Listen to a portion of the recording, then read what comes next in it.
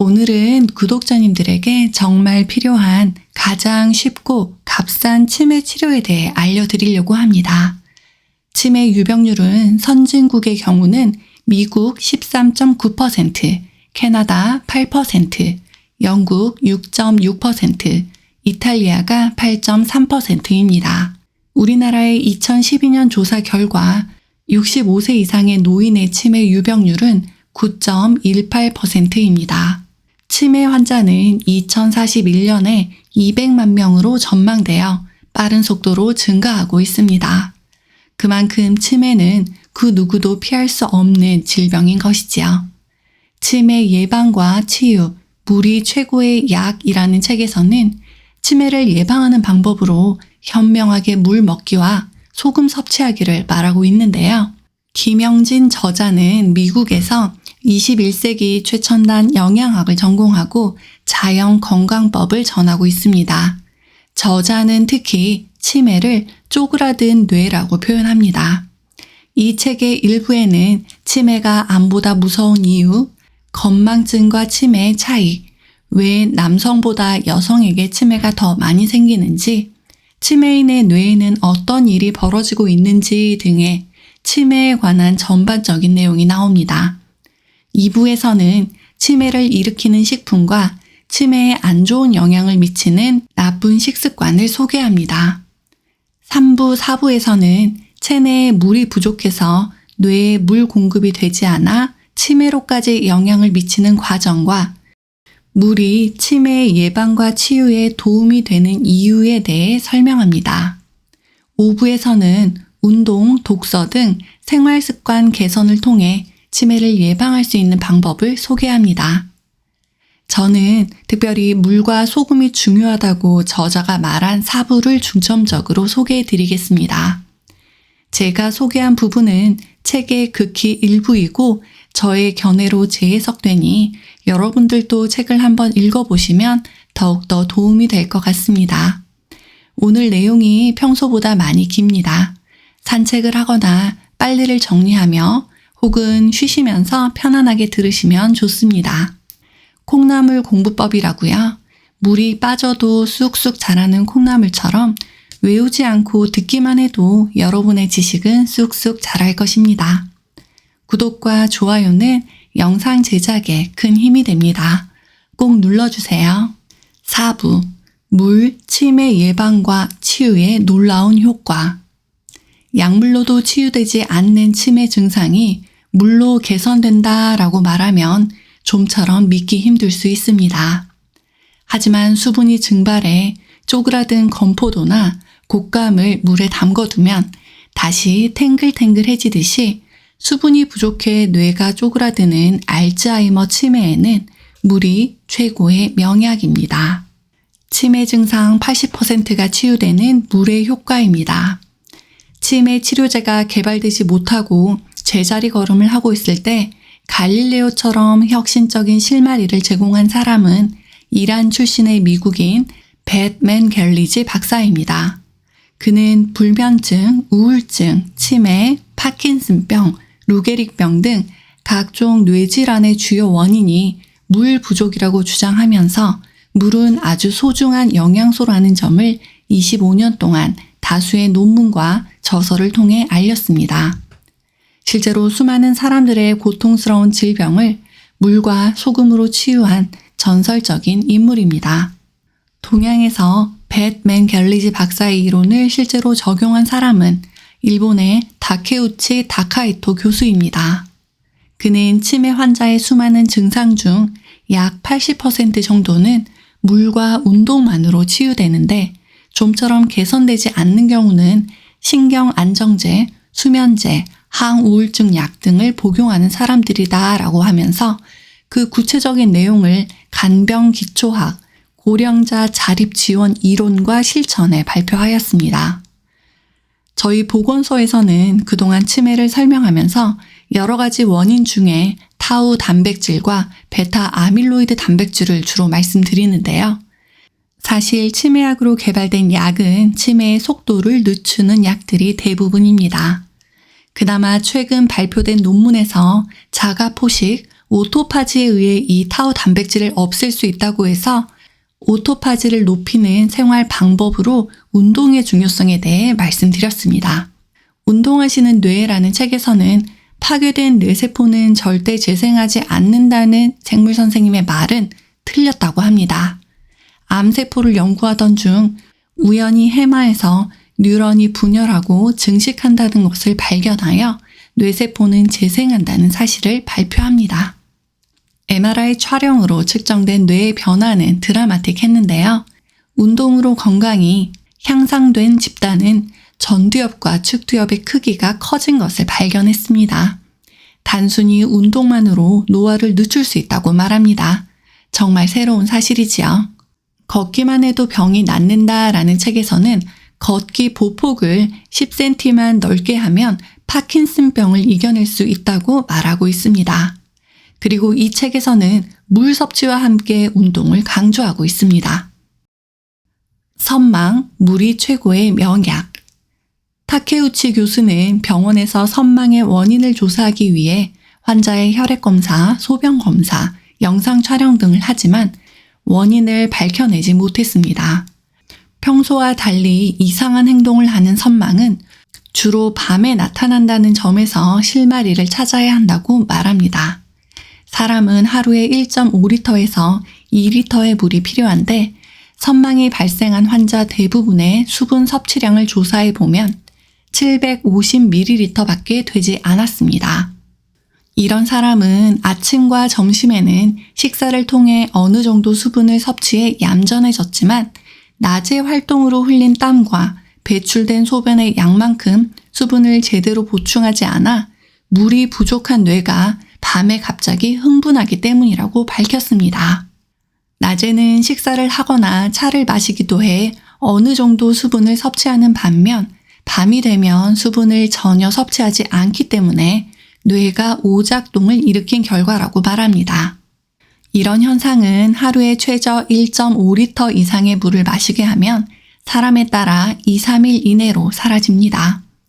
사람이 극도로 아프고 스트레스인 상태가 되면 예를 들면 병원에서 수술 후에 선망, 즉 단기적인 치매 증세를 보입니다. 장소와 시간, 계절을 알지 못하고 자신이 왜 입원하였는지 순간 파악하지 못합니다. 특히 평소에 술을 많이 드신 분들은 그 증세가 더욱 심각할 수 있는데요. 사실 이런 원인은 잘 파악이 되지 않습니다. 다만 저자는 이런 단기적인 선망의 원인이 수분 부족이라고 말하며 수분 섭취를 권장하고 있습니다. 물, 뇌의 필수 에너지원. 치매의 약 76%를 차지하는 알츠하이머 치매는 주로 뇌신경세포가 파괴돼 뇌가 쪼그라드는 질환으로 알려져 있습니다. 이는 탱글탱글한 포도알이 수분 증발로 쪼그라들어 건포도가 되는 것과 같은 이치라고 생각합니다. 수분이 증발해 볼품없는 건포도를 물에 담가두면 다시 팽창하여 탱글탱글해집니다. 건포도뿐만 아니라 대보름에 먹는 고사리, 말린 가지, 무시래기, 버섯 등도 조리하기 전에 물에 담가두면 햇볕에 말리기 이전의 모습으로 되살아납니다. 수분 부족으로 쪼그라든 인간의 뇌도 물이 충분히 공급되면 원래의 상태로 회복돼 제대로 작동되는 것은 당연한 이치입니다. 단, 조건이 있습니다. 물은 칼로리가 없지만 뇌에 필요한 에너지를 생산하는 데 도움을 주고 천연 소금은 몸에 필요한 모든 미네랄이 포함된 종합 미네랄 영양제 역할을 한다는 것을 인정하고 섭취할 때만 가능합니다. 물을 마셨을 때 물이 가장 먼저 공급되는 곳은 뇌입니다. 뇌는 전신의 각종 조직과 정보를 교환하며 기능을 조절하는 가장 중요한 기관이기 때문에 물을 1순위로 공급받습니다. 인체의 모든 조직이 활동하는 데는 에너지가 필요한데 뇌는 다른 조직보다 더 많은 에너지와 물을 필요합니다. 이러한 이유로 뇌에는 물을 보관해 뒀다가 필요할 때마다 언제든지 공급할 수 있는 물주머니가 따로 있습니다. 그것은 바로 뇌를 감싸고 머리에서 허리까지 내려간 척수를 따라 순환하는 뇌척수액입니다. 약 1%의 염분이 포함된 뇌척수액이 조금이라도 부족해지면 사람은 쉽게 피로를 느낍니다. 피곤할 때 약간의 소금을 탄 생수를 2잔에서 3잔 정도 마시면 2시간 정도는 기운이 나며 활발하게 활동할 수 있습니다. 이는 물이 체내의 세포 속으로 흡수될 때 전기를 일으켜 뇌에 에너지를 공급한다는 좋은 증거입니다. 세포를 둘러싸고 보호하는 세포막에는 칼륨을 세포 내부로 밀어넣고 나트륨을 세포 밖으로 퍼내는 나트륨 칼륨 펌프가 장착되어 있습니다. 이 펌프가 작동할 때 뇌에 필요한 전기가 생산되며 물이 풍부해야 그 전기를 제대로 생산할 수 있습니다. 이 시스템은 마치 거대한 저수지의 물로 터빈을 돌려 전기를 생산하는 수력 발전소와 같습니다. 만약 인체에 물이 제대로 공급되지 않아 전기 생산량이 줄어들면 부족한 에너지를 보충하기 위해 뼛속에 저장된 배터리의 전기를 끌어내 활용해야 하므로 뼛속의 칼슘은 에너지와 함께 빠져나갑니다. 칼슘이 빠져나간 자리는 구멍이 숭숭 뚫린 연뿌리처럼 골다공증으로 진행되므로 물 부족으로 발생하는 골다공증을 예방하기 위해서라도 물 마시는 것을 게을리하면 안 됩니다. 이때 주의할 것은 물이 치매 예방과 개선에 좋다고 해서 물만 많이 마시면 부작용이 발생할 수 있으므로 적당량의 천연 소금과 함께 섭취하면 전혀 문제가 발생하지 않는 청정 에너지원이 됩니다. 몸에 좋은 물은 많이 마실수록 뇌 속의 쓰레기를 깨끗이 씻어내 치매가 발생하지 않도록 뇌신경세포를 보호할 뿐 아니라 노년기를 건전한 정신으로 품위 있고 활기차게 생활하도록 돕는 가장 좋은 천연 건강 보조 식품입니다. 이 부분에서는 저자의 물에 대한 예찬이 극에 달하는데요. 사실 의학과 상관없이 물의 중요성은 절대적입니다. 우리나라에서도 예로부터 선조들은 물을 중요하게 여겼습니다. 동의보감에서도 사람의 건강과 수명은 물에 달려있다고 적혀 있습니다. 병이 났을 땐 가장 먼저 깨끗한 물을 마셔 몸속에 노폐물을 배출하고 그래도 차도가 없으면 그때 약을 썼다고 합니다. 즉 모든 치료의 근본은 물이라고 말하죠. 저도 아침에 일어나 미지근한 물을 마시려는 습관을 들이고 있는데요. 우리의 건강을 위해 오늘부터 저와 함께 아침에 일어나 물 한 잔 같이 드시면 좋을 것 같습니다. 아침에 물 한 잔 드셨으면 댓글 남겨주세요. 배고픔과 갈증을 분별하는 수단. 흔히 물을 마시면 살이 찐다. 식사 전후로 물을 마시면 위액이 묽어져 소화가 잘 안 된다고 하는데 이는 잘못된 생각입니다. 몸에 물이 부족한 사람이 갑자기 물을 많이 마시면 신체는 그동안 부족했던 세포 안팎의 물을 채우려고 하기 때문에 일시적으로 체중이 늘어날 수 있지만 물은 찌꺼기를 남기지 않고 배출되는 물질이므로 전혀 걱정할 필요가 없습니다. 부족했던 물이 충분히 채워지면 세포 안팎의 노폐물까지 수거해 모두 배출시키므로 오히려 체중이 감소됩니다. 몸이 뚱뚱한 사람의 공통점은 오히려 음식을 너무 싱겁게 먹고 물을 그다지 마시지 않는 경향이 있습니다. 식사 30분 전에 2잔의 물을 마시면 갈증과 배고픔을 분별하게 돼 꼭 음식물이 필요한 경우만 먹게 되므로 과식과 비만에 대한 염려가 없어집니다. 물은 칼로리가 없고 소화를 촉진하는 역할을 하므로 안심하고 식사 전후에 마셔도 된다는 사실을 꼭 기억해 두시기 바랍니다. 저는 저자의 이 부분을 읽으면서 조금 놀랐습니다. 저 또한 식간 중에는 물을 먹지 말라는 이야기를 듣고 자랐으니 말이지요. 하지만 옛 지식에 머물러 있으면 안 된다는 것을 여러 책을 보며 깨닫고 있습니다. 새로운 지식은 발전하고 예전에 낡은 지식에 갇혀 있다면 우리는 결국 퇴보할 수밖에 없습니다.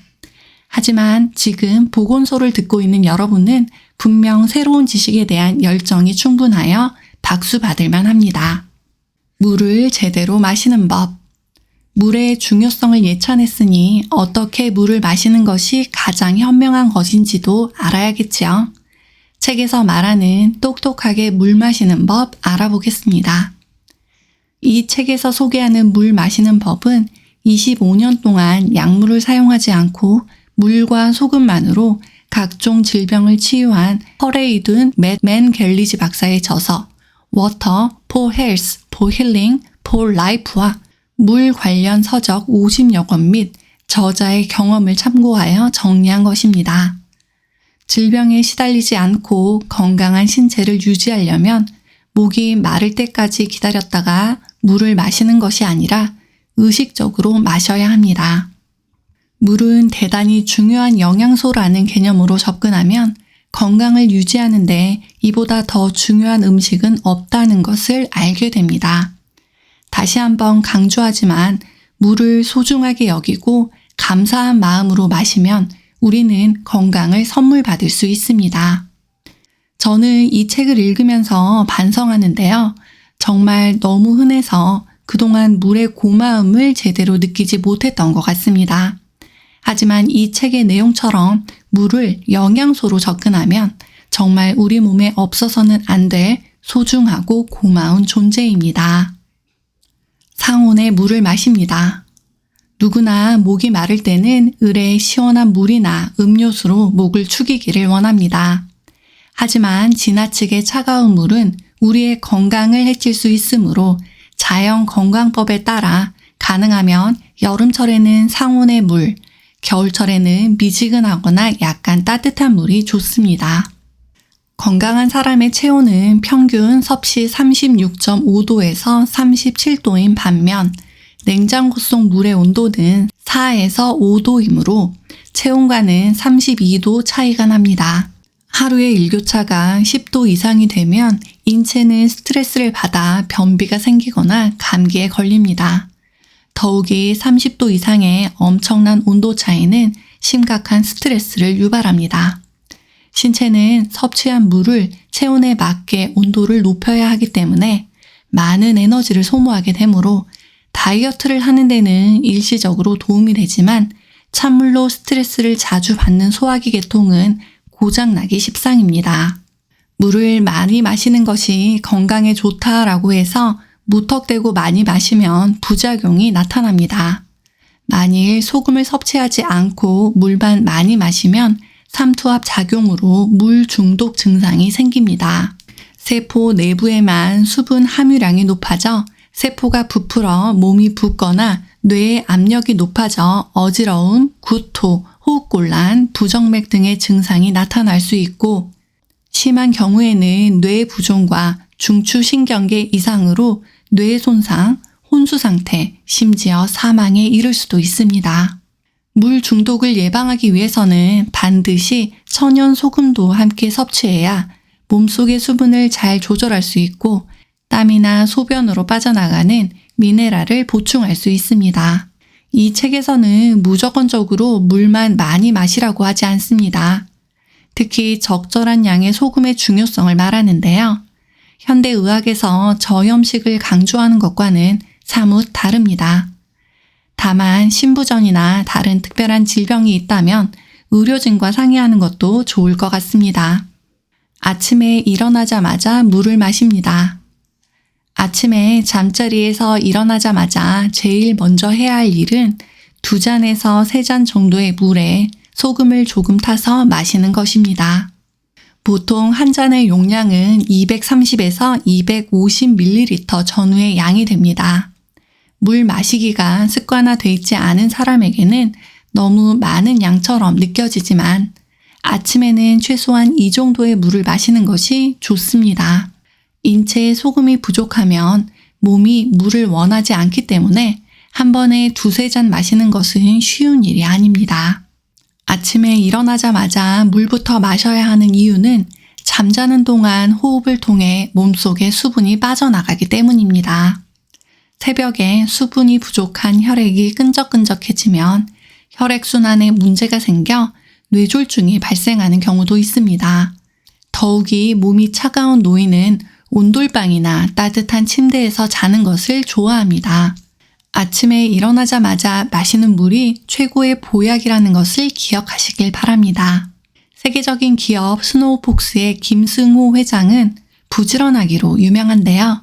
그렇게 큰 기업을 운영하면서 새벽에는 닭을 돌보고 농장을 둘러봅니다. 그리고 눈을 뜨면 그도 미지근한 물을 마십니다. 밤새 끈적였던 피를 묽게 한다면서 말이죠. 부자들의 보약도 사실 알고 보면 우리와 다를 것이 없습니다. 우리도 오늘부터 부자가 먹는 보약, 아침에 먹는 미지근한 물 한 잔 마시고 건강하면 좋겠습니다. 식사 전후에 마십니다.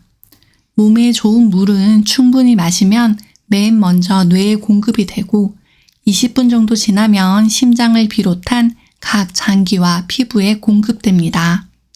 식사 30분 전에 2잔, 식후에 1잔을 규칙적으로 마시면 각종 소화기 계통의 질환뿐 아니라 우울증, 비만, 피부 질환을 예방할 수 있습니다.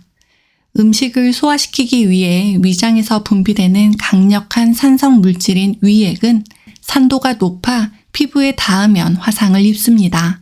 이처럼 강력한 산성 물질이 분비되는데도 위장 점막에 물이 부족하면 위장 조직이 화상을 입고 헐기 시작합니다. 이것이 바로 위궤양으로 진행되는 초기 단계의 위험입니다. 식간에도 마십니다. 우리가 섭취한 음식물은 모두 물이 충분해야 소화가 되기 때문에 식사 전후와 식사 중에 마시는 물은 소화액을 묽게 하므로 좋지 않다는 말에 휘둘리지 마시고 식사 전후로 소금을 탄 물을 꼭 드시길 바랍니다. 식후 2시간 30분이 지나면 위장은 휴식 시간이 시작돼 이때 피로에 지친 위장에 신선한 물을 공급하면 손상된 조직을 수리 복구하는 데 도움이 됩니다. 사람이 물 마시는 것을 중단하는 이유. 인체에는 소금 자동 조절 장치 시스템이 있어서 소금이 적절한 비율로 존재하도록 신장이 조절하고 있습니다. 혈액, 뇌척수액, 간질액에는 나트륨이 평균 0.9% 존재해야 신체의 모든 기능이 제대로 작동하도록 설계되어 있습니다. 이러한 구조를 무시하고 물만 많이 마시면 나트륨의 농도가 낮아져 문제가 발생할 수 있기 때문에 소금이 포함되지 않는 맹물을 흡수하지 못하게 거부 반응을 나타내는 것입니다. 신체는 물을 붙들고 있는 소금이 부족하면 맹물을 원하지 않으므로 평소에 음식을 약간 짜게 먹거나 적당량의 소금을 탄 물을 마셔야 술술 넘어갑니다. 저도 사실 물을 그렇게 많이 마시지 않습니다. 다만 보건소 영상을 준비하며 하루에 8시간 정도 컴퓨터 작업을 할 때가 있는데요. 그럴 때는 꼭 물을 옆에 두고 중간중간 마신답니다. 한 번에 많이 마시기 힘들다면 조금씩 지속적으로 마시는 것도 한 방법이 될 수 있습니다. 소금과 함께 섭취해야 하는 이유. 갑자기 많은 양의 물을 마실 때 소금 섭취를 소홀히 해서는 안 됩니다. 시중에서 판매하는 소금은 크게 인체에 필요한 모든 미네랄이 포함된 천연 소금과 공업용 소금으로 생산된 정제염으로 나눌 수 있습니다. 세포 안팎의 물 보유량은 나트륨과 칼륨의 균형에 따라 조절되므로 미네랄이 무엇보다 중요합니다. 정제염은 나트륨과 염소만 남기고 칼륨을 비롯해 모든 미네랄이 완벽히 제거돼 건강에 도움이 되기는커녕 오히려 건강을 해치기 때문에 소금 선택이 무엇보다 중요합니다. 소금을 섭취할 때 가능하면 외국에서 수입한 소금보다 국내에서 생산한 볶은 천일염이나 죽염을 선택하는 것이 좋습니다. 우리나라에서 생산한 천일염은 제일 비싸기로 소문난 프랑스의 소금보다 더 많은 미네랄이 포함되어 있어서 외국으로 수출하고 있습니다. 요즘은 천연 소금인 천일염도 바닷물 오염으로 공해 물질이 포함되어 있다는 뉴스가 보고되면서 저는 주로 음식에는 볶은 천일염, 마시는 물에는 죽염을 혼합해 섭취하고 있습니다. 죽염은 독소 물질이 제거된 알칼리성이므로 부작용이 거의 없습니다. 미국 하버드 대학교와 중국의 유명 기관에서도 죽염과 관련된 세미나 및 논문 발표가 잇따르고 있습니다. 국내에서는 죽염을 논문의 주제로 삼아 박사 학위를 수여받은 학자도 여럿 있을 정도로 안정성이 보장된 소금입니다. 이 책을 읽으면서 저는 사실 죽염은 치약으로만 알았거든요. 하지만 저자는 죽염의 효능을 예천합니다. 천일염은 열 처리하면 항산화력이 증가합니다. 이 천일염을 고온에서 구운 죽염에는 몸속의 활성산소를 제거하는 항산화 성분이 풍부해 혈액의 흐름을 좋게 하고 미네랄이 풍부하고 몸속 나트륨을 배출시키는 효과가 있습니다. 제가 미처 죽염의 효능을 알지 못했는데 이 책 덕분에 자료를 찾아볼 수 있었습니다. 오늘은 물과 소금으로 치매를 치유할 수 있다는 치매 예방과 치유라는 책을 살펴보았습니다. 막연히 물을 많이 마시면 좋다 이렇게만 생각했는데요. 이 책을 보니 좀 더 과학적으로 물의 이로운 점을 접근할 수 있었습니다. 그리고 현대의학에서 거의 적으로 알려진 소금이 사실 현명하게 섭취하면 우리 몸에 꼭 필요한 보약이 될 수 있다는 사실까지 알아보았습니다. 오늘 내용이 사실 많이 길었습니다. 다 기억 안 나실 수 있습니다. 하지만 괜찮습니다. 다음에 빨래하실 때, 청소하실 때 한 번 더 듣기만 해도 충분합니다. 오늘 영상이 끝나기 전에 하실 일이 있습니다. 첫 번째는 깨끗한 물 한 잔 마시기입니다. 두 번째는 소중한 분들에게 알려주시는 일이고요. 마지막이 제일 중요합니다. 바로 구독과 좋아요 누르기입니다. 바로 눌러주실 거죠? 오늘도 여러분과 소중한 건강 정보 나눠서 정말 행복했습니다. 여러분도 새로운 정보 많이 얻으셨죠? 다음에도 치매 영상이 이어서 준비됩니다. 구독과 좋아요, 알림 설정 눌러주세요. 그리고 소중한 분들에게도 좋은 정보 알려주세요. 더 좋은 영상으로 꼭 다시 만나요.